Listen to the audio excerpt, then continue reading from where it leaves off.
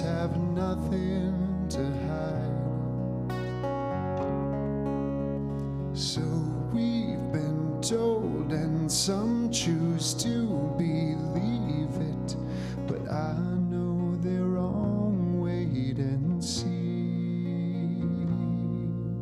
Someday we'll find it, the rainbow connection, the lovers, the dreamers, and me.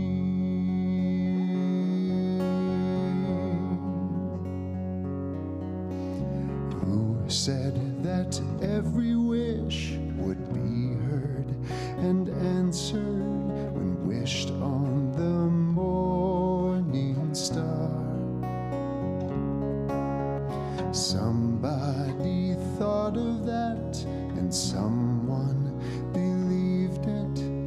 Look what it's done so far.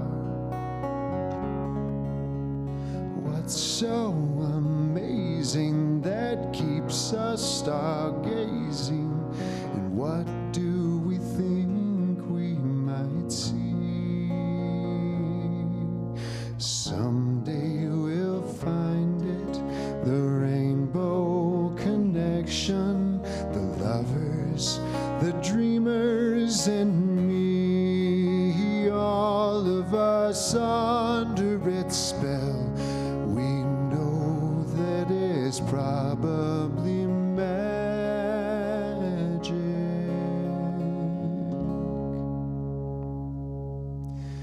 Have you been half asleep, and have you heard voices? I've heard them calling my name. Is this the sweet sound that calls the young sailors? The voice might be one and the same. I've heard it too many times to ignore it. It's something that I'm supposed to be. Someday we'll find it, the rainbow connection, the lovers, the dreamers, and me. La da da da da da dee, da da da da da da da.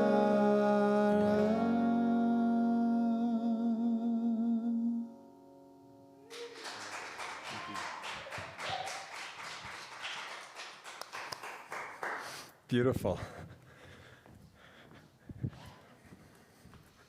So let's let that lead us into some prayer. I'll light our Christ candle.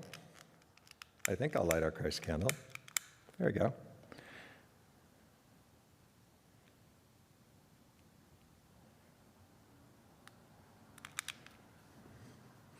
So I invite you to join me as we take a deep breath together and allow ourselves to settle in to where we are. No need to change what's happening for us, to change our setting.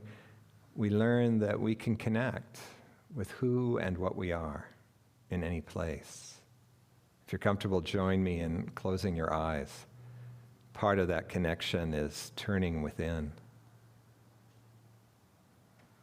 And we're open today. We're open to the fact that the unfolding of our life, the natural events that are happening in our life, no matter how we judge them, are leading us to that rainbow connection, bringing us to an alignment with our nature as spiritual beings, aligning us with the truth, aligning us with whatever it is that is going to set us free, to allow us to flow with that nature that we are, to flow with the events of our life, and to continue to be a bright spot. Bring the light. Allow for whatever is to be brought forth to be brought forth. And of course, naturally, that means that we need to get whatever is in the way out of the way. And so today we recognize that we can trust this unfolding, that it's not only inviting us to step out in big ways, but it's also inviting us to examine, to look at whatever it is that stands in our way. Often we're not even aware. And so it shows the love of the universe for us, wanting us to find that rainbow connection, wanting us to live the fullness that we are. And so today, we welcome that. Bring it on. Just bring it on, life. We're ready. And from this place of open receptivity, I invite you to bring to mind your own personal prayer list. Not only that prayer list, but we can bring to mind anyone in this spiritual community that's in need, or anyone at all in the world. For we can simply add our presence to their presence, bringing a greater intensity of light to be shined into the situation at hand, to bring clarity, to bring freedom, to allow us to move out of our usual way of being and to open to the magnificence of all that we are in the moment. For this opportunity to not only hold the light for others, but to be stepping more and more into the light we are, we give thanks. Thank you, God. And so it is. Amen.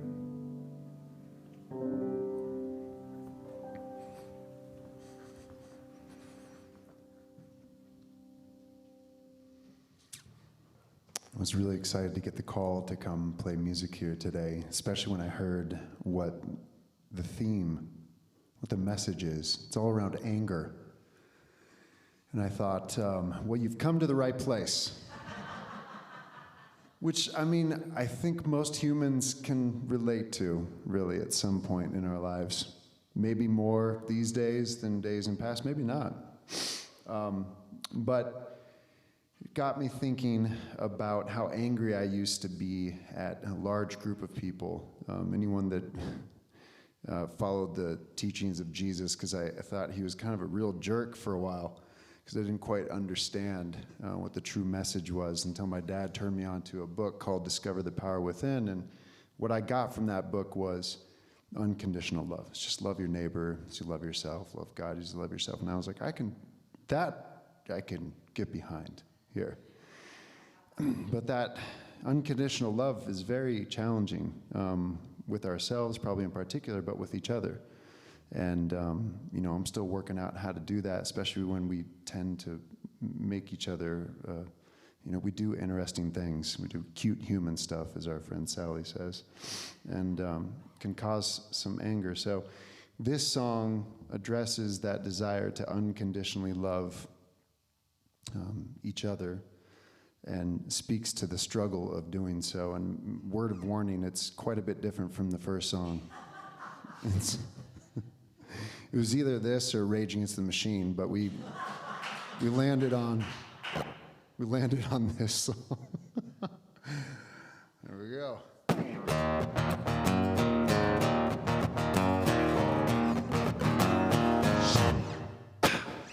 Life is but a dream, gently down the stream. So please tell me why I feel the need to scream. Only one thing left to do. Whoa. There's people every day and every night looking for a way to start a fight. And I ain't here to say what's wrong or right. No, no, no. I can see the bait, but I won't bite. No, no, no, no, no, no, no.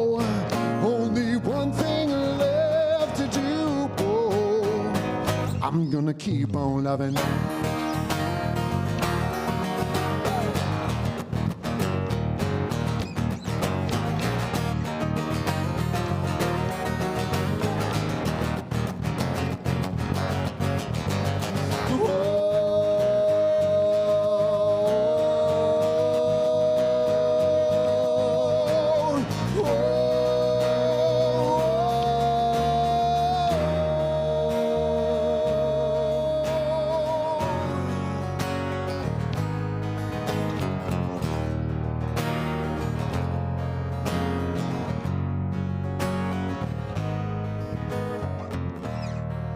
Going down this road, it isn't easy.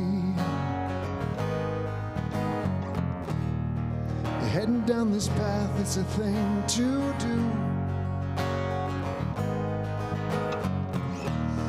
I'm gonna sing it loud now so you can hear me. Only one thing left to do.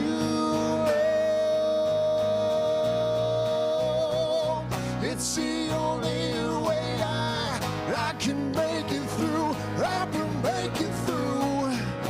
Only one thing left to do. Lord, I'm gonna keep on loving you. No, no, you. No, no, you. Well, stop.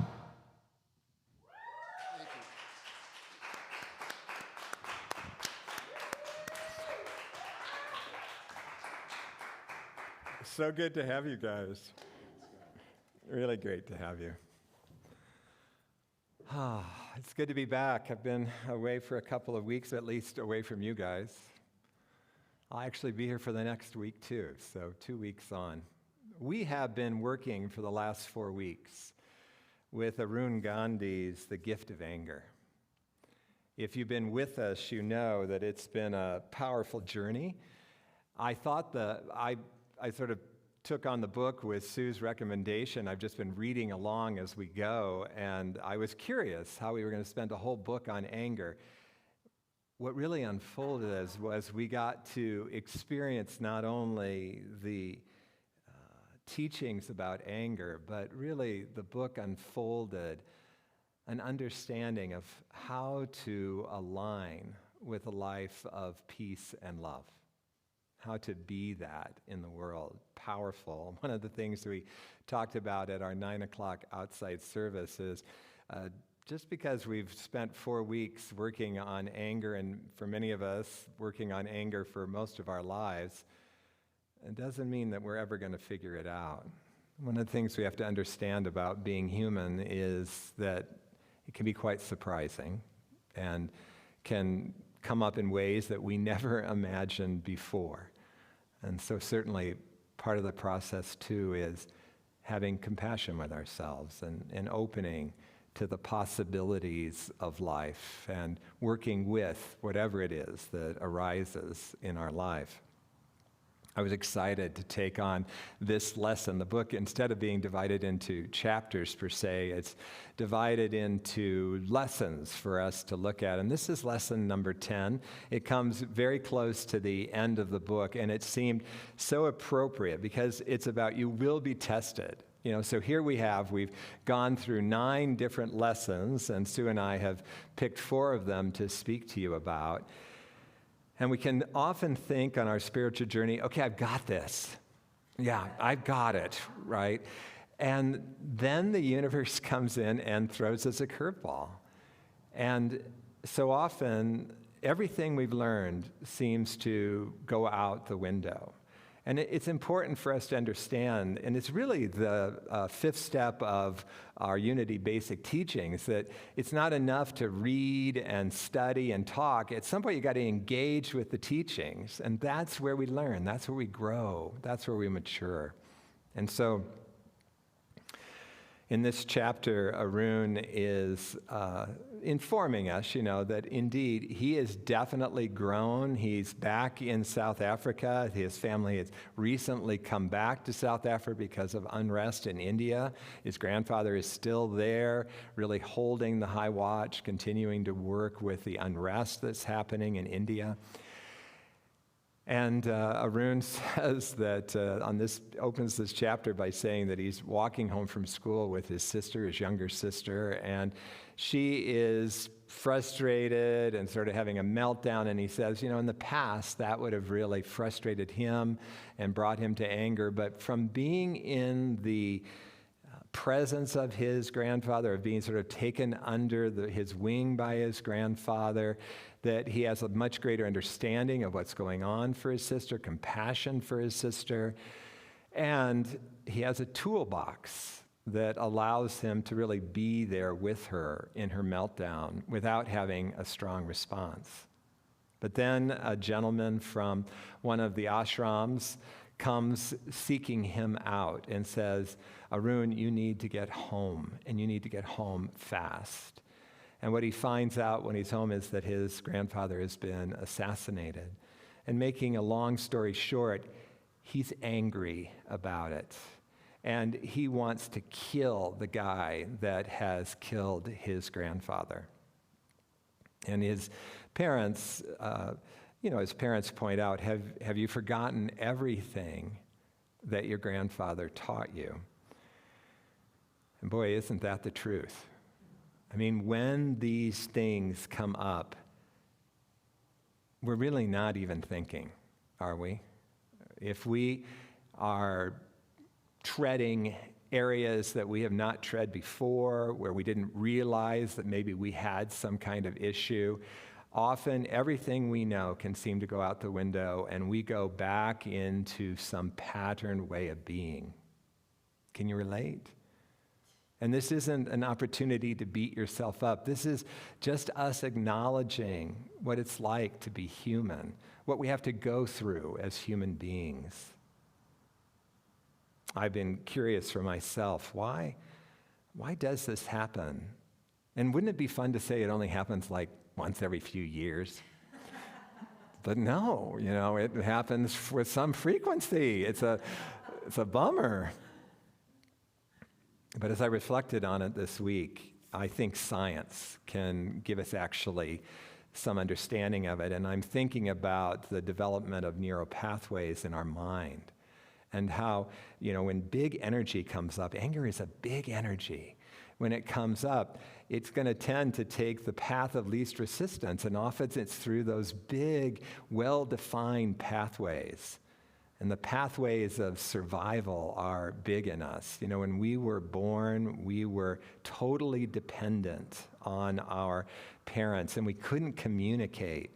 And so we had to put up with whatever our circumstances were. I mean, we could cry, we could express ourselves as best we could, but if we had a wet diaper and it was irritating, until someone came and changed it, we had to be with it. Or if we were hungry, or if the food we had been fed was making us colicky.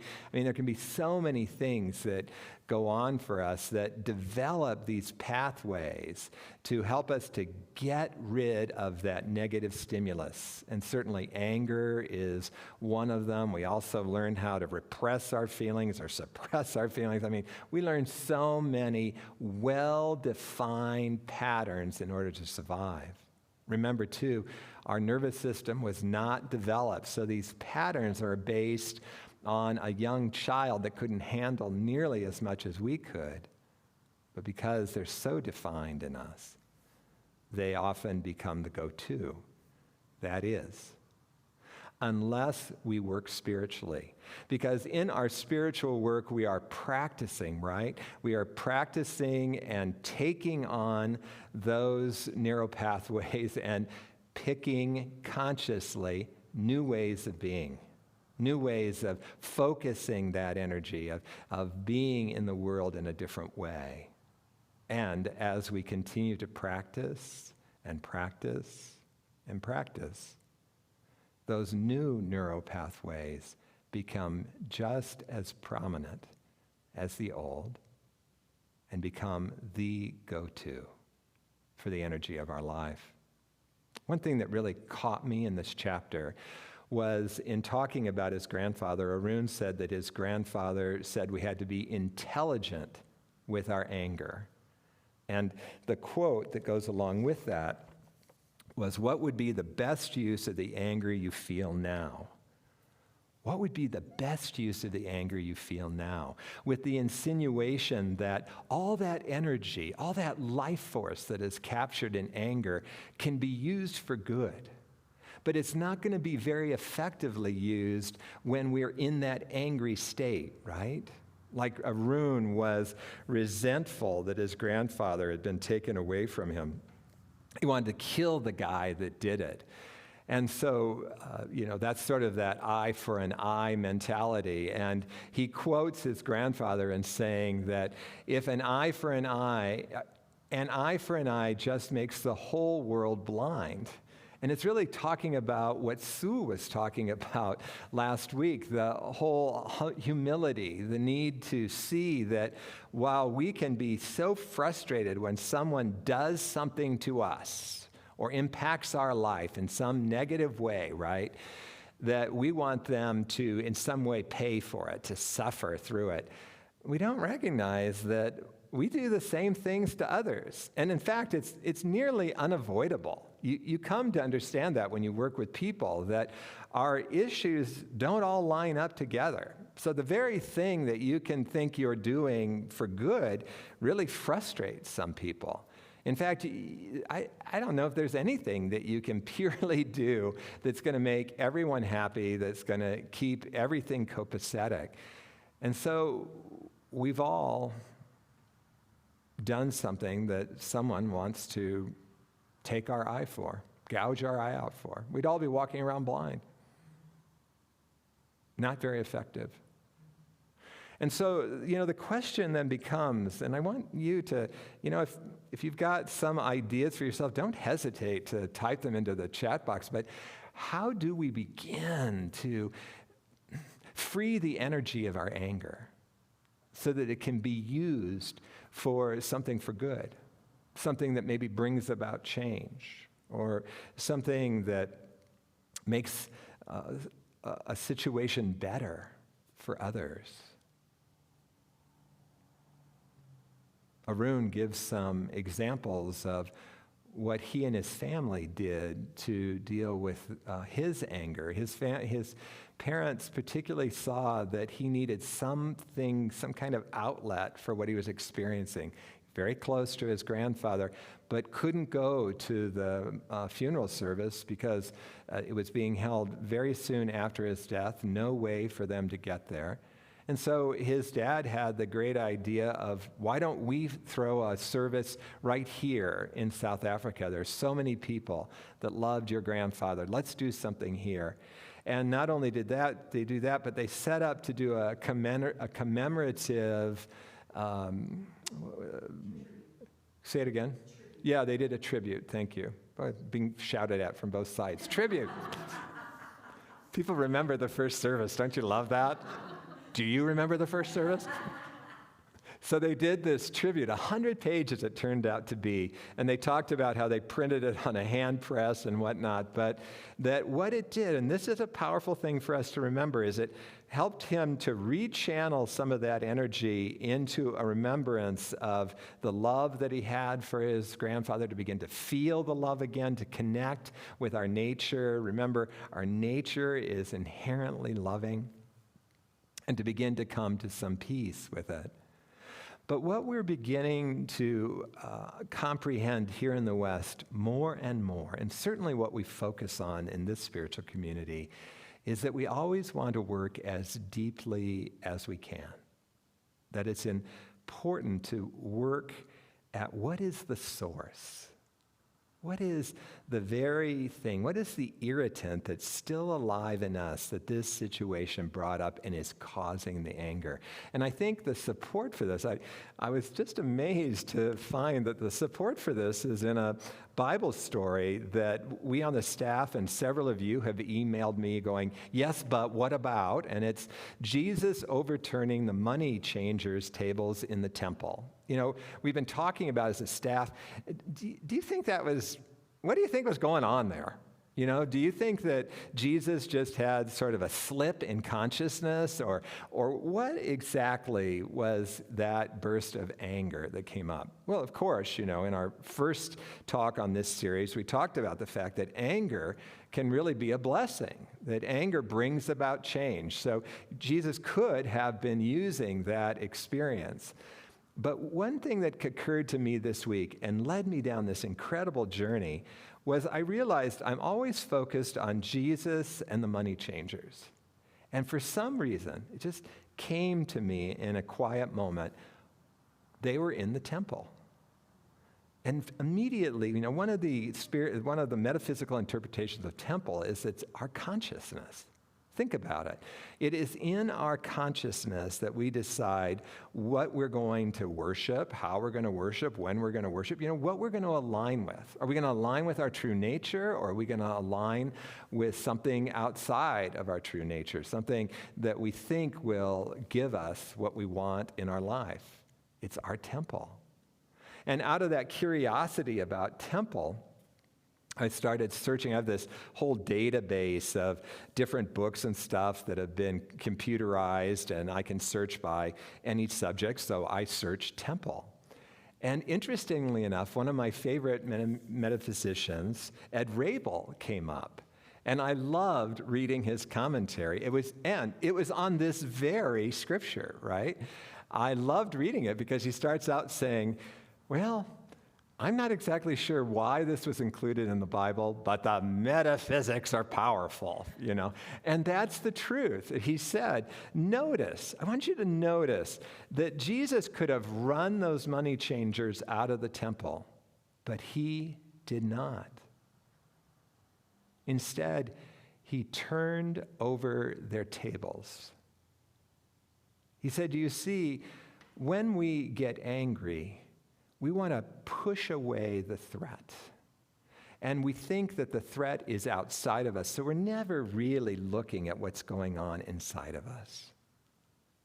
But Jesus brilliantly turned the tables over, meaning we have to turn over whatever it is that is the stimulus for our anger and look at it from all sides, from all ends, not push it away, embrace it.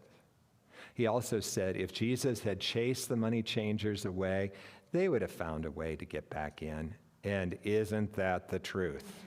Come on, you know? How many times have we just wished that some issue would go away? Maybe we've tried to forget about it, we've repressed it, maybe we've done, you know, childhood regression, who knows, all the things we've done, and whammo, pops right back up some way.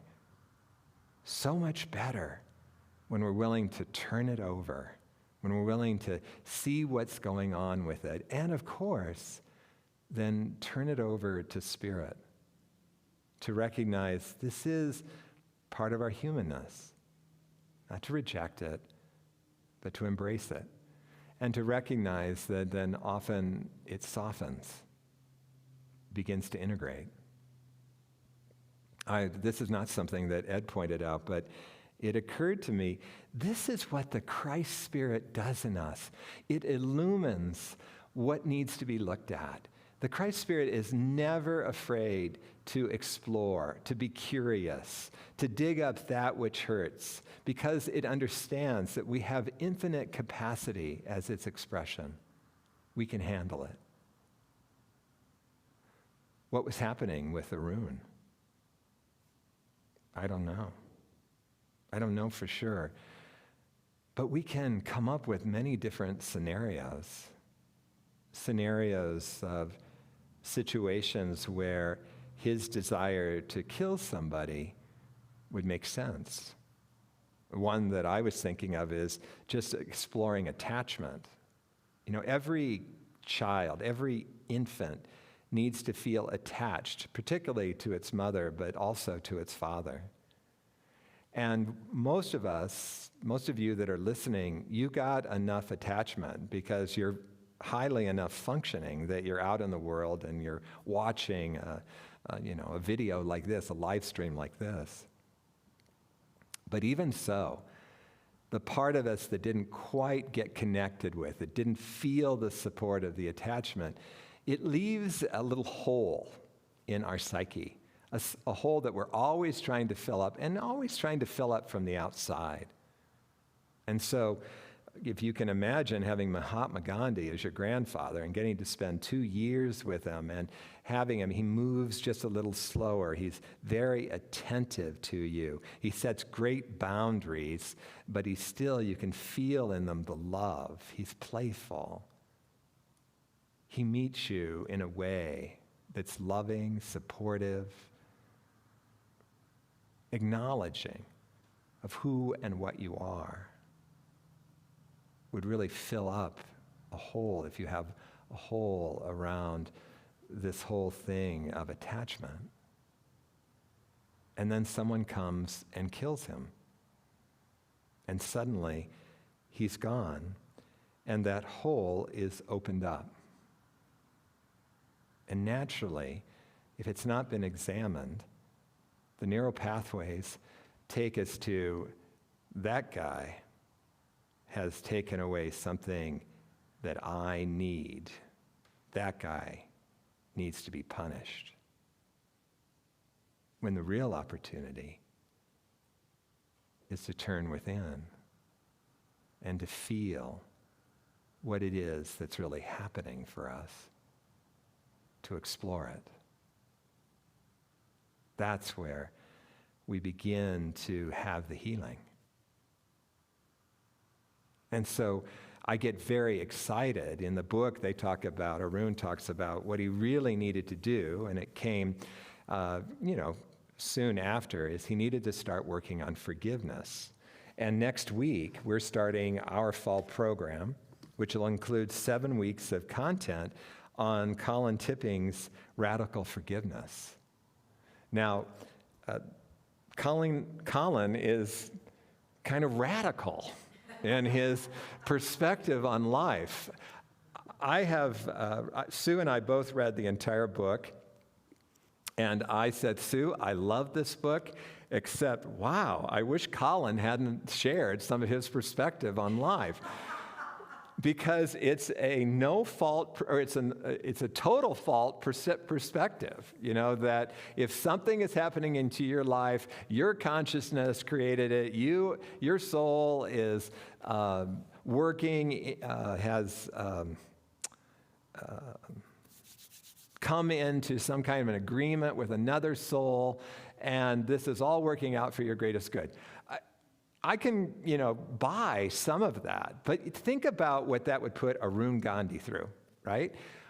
Okay, I have some much bigger reaction to my grandfather's loss than just feeling tremendous sadness and grief and needing to be with that sadness and grief. I've moved on to wanting to kill someone. There's something going on in me. And it'd be so easy then to go, wow, I killed my grandfather through my belief system. I don't know. I have trouble with that. What I see is that every time we react, and to recognize sometimes when we go down those neural pathways, we don't even recognize we're reacting in the moment. But when we recognize, maybe after the fact, that we've reacted, what a wonderful opportunity to then take the deep dive, go into the RAIN process that we worked with, and what the heck is going on here? And to recognize that it does free us up. It frees that energy up to be used in different ways. I'll use myself as a case in point. I've shared with you many times that when I hear a news story about, or even if any of you share a personal story of someone getting bullied, it used to bring up so much rage in me. Like, I've always given thanks that Subaru puts their steering wheels on very securely. Because, if I'm driving the car and that story comes up, I just start shaking that thing out of rage. And of course, I have a lot of understanding of it. I was repeatedly bullied as a kid. And the important thing to know is it's not enough just to recognize that. that inevitably when it comes up, the next time I have the opportunity to practice the RAIN process, I practice it. And the RAIN process is Tara Brach's process of going in and looking at what is really going on here for me. And if we are still reacting, my belief is there's still something to be seen. And I've seen progression in me. I've seen myself go from needing to shake my steering wheel like crazy to feeling the energy come up in me. It's still an amazingly powerful energy. But in the midst of that energy, I'm able to consider both parties in the story. I'm able to even reflect back on the young boys that predominantly were the ones that bullied me. I'm able to be curious about what's going on for them. I'm able to have compassion. Part of that compassion is that 2 of the 4 boys that really made my childhood hell have sought me out, have come to visit me in person, have apologized to me, and have shared with me the difficulties that they were going through at that time in their life. It helped me to realize it wasn't really personal to me, but in alignment with what Sue was talking about, humility, it also helped me to see that I too have expressed my frustration, my anger, in what could easily be considered bullying ways against people that seemed weaker than me. And without judgment.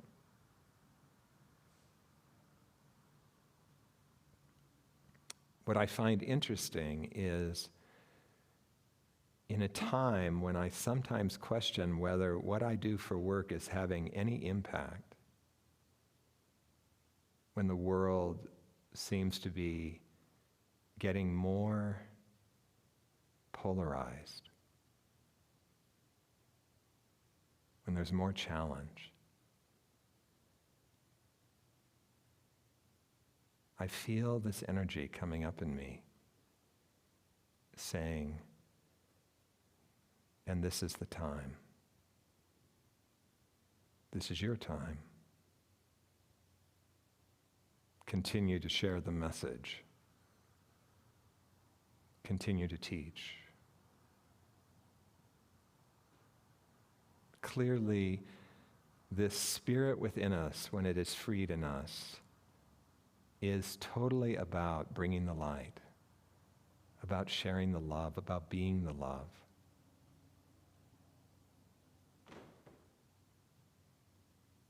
I think Mahatma Gandhi was really on to something. There's nothing that was shared. Oh, there are a couple more quotes. Maybe I should say those. These are a couple of things. Well, one of these, Mahatma Gandhi used to say, we must be the change we seek. How powerful that is. We must be the change that we seek.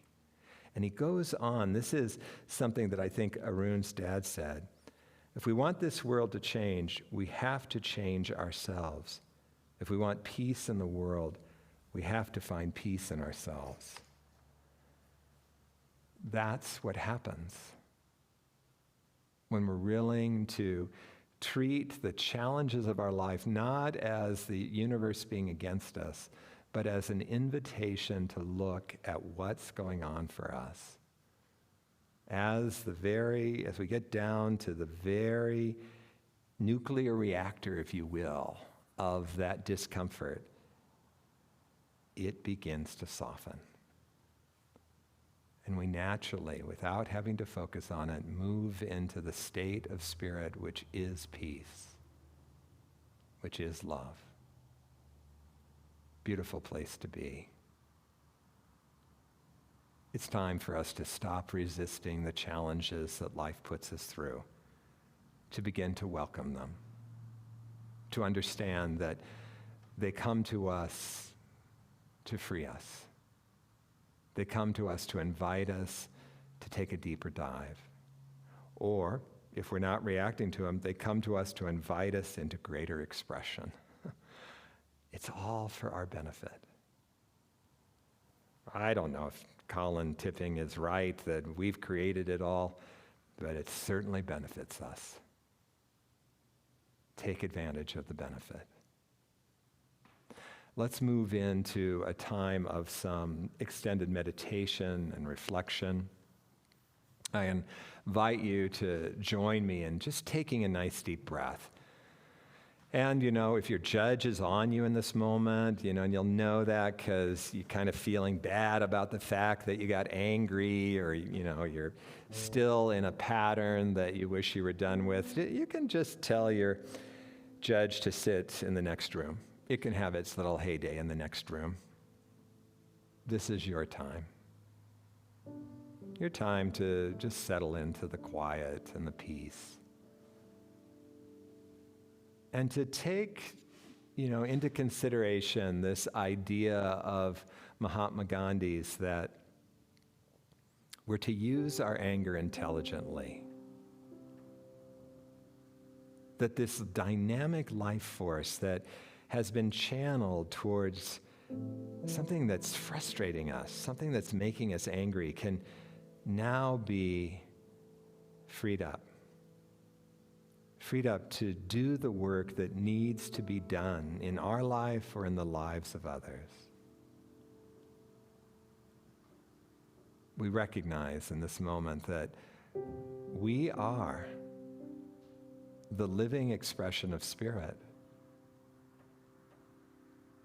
If we don't do it, who's going to? And all we need to do is begin to engage with what's happening in our lives, with focus, with compassion, with understanding, to free up the Spirit in us that is ready to guide us and to shine bright. And so we allow ourselves now to simply sit with that truth in the silence.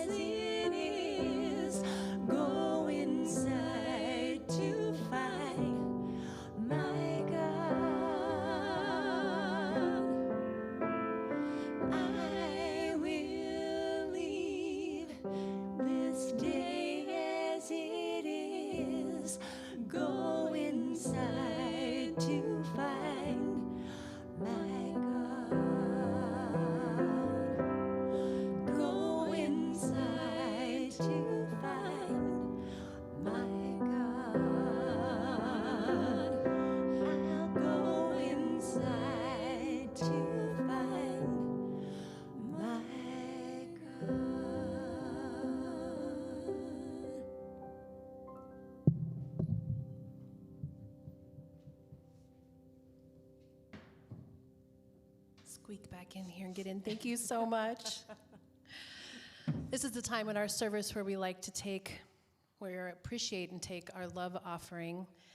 And I'll just start. I'm like so moved by the music, and the talk today was incredible, and Seth and Josh are two of my favorite musicians in the whole world, so today just feels like such a special day. And without your continued support and donations, we can't do this. And so we are so blessed that you continue to give and support this ministry, which is sharing this light, sharing this personal change that we are all feeling the inspiration. So if you are so moved, you can go to our website and press the donate button and donate there. We also have a great way to text to give. It's 720-902-9998. And just put give in your text, and you can text to give that way.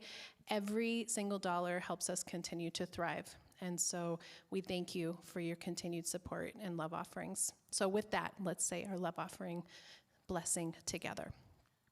God's love has always met and will always meet all my needs. I give freely, I receive abundantly, and I am grateful. And so it is. So if you are here with us for the first time today, or a new online viewer, or maybe you're watching this on video later and you're thinking, wow, this really resonated with me. I'd like to get more information and be more involved in the community. We'd love for you to go to our website. It's columbineunity.org. There is a contact form that you can fill out, and we have a Thursday weekly update. We send out emails. For example, we're doing a 9 a.m. in-person service while weather permits with registration. So it's the link for our in-person 9 a.m. service, and any other updates that we may have. We also have an e-bulletin that goes out Sunday mornings that gives you the lineup of what the day is going to be like, and then the links for such things as the kids program or Zelloship afterwards. So we'd love for you to be on our contact page.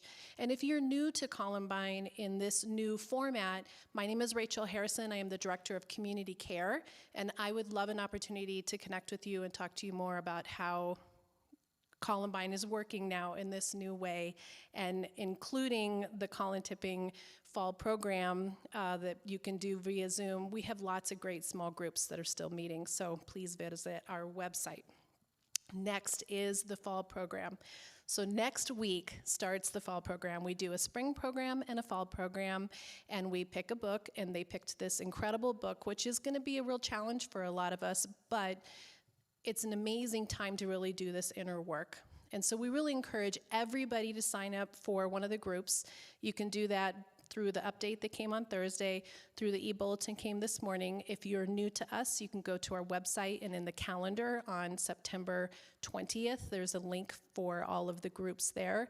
It's a $75 suggested love offering, but the money is really about what feels right to you, and it helps us cover some of the costs, but we really want everyone to sign up. It is through Zoom, and we have groups that meet all times a day, 9 in the morning, 6:30 at night, and it's a really great way to connect. And even if you've had a trouble connecting through Zoom, I really encourage you to not let that hinder you. We've had a couple people who said, I just get so zoomed out, is it possible for me to not have my picture on so that I can participate with my voice? Of course you can do that. And I have really found in my missing everybody that when I really allow myself to connect, the feelings that I have with the people, I've had some really much more deep, profound connections with people in this. And part is because I miss you, and I want that connection. So if you have any questions at all, I'm here Tuesday, Wednesday, Thursday. Never hesitate to call me. I am here to answer any questions you may have. So that's really our big one. If you have kids or you got grandkids and you live in the area, we're doing a safe and socially distant kids and family event next Saturday. And it's a tie-dyeing extraordinaire. So you would contact Christopher at columbineunity.org to register for that. And then the last one is Zelloship. So after service at 12:15, we meet via Zoom and just have what we normally would have in our beautiful fellowship hall and just connect with each other and have a little time to talk about what's going on in our lives and see our friends. So that link is also in the calendar, on the website, and on the e-bulletin. So we hope that you'll join us.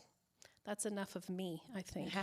So we let's. can never get enough of you, Rachel. But we would invite you to stand up or continue sitting and sing our peace song with us as we take ourselves out. And then we're going to have one more tune from the boys.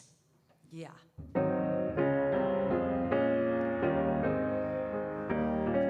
Let there be peace on earth, and let it begin with me. Let there be peace on earth, the peace that was meant to be, with God as creator, family all are we. Let us walk with each other in perfect harmony.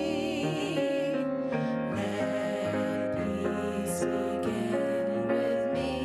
Let this be the moment now.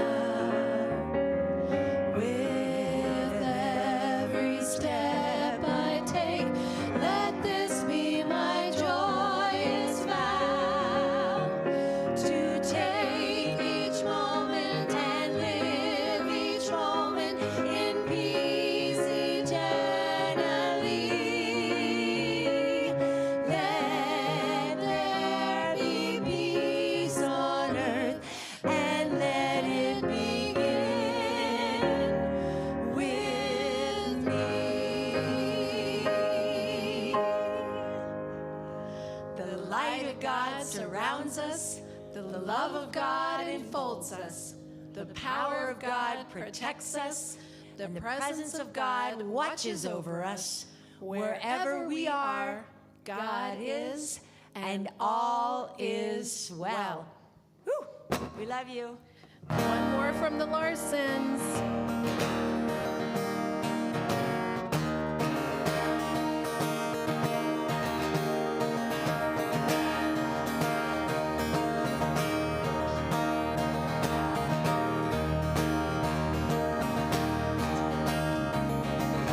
Are you losing hope? Has the fear come over you? Would you be the same?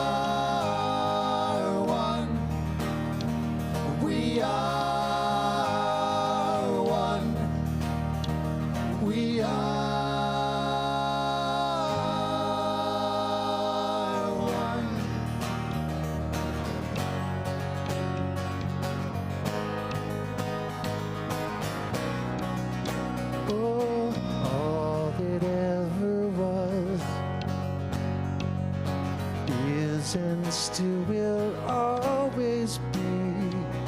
Don't you know that we are one? We are one. We are one. We are one. We are one. We are one. You feel it. We are one.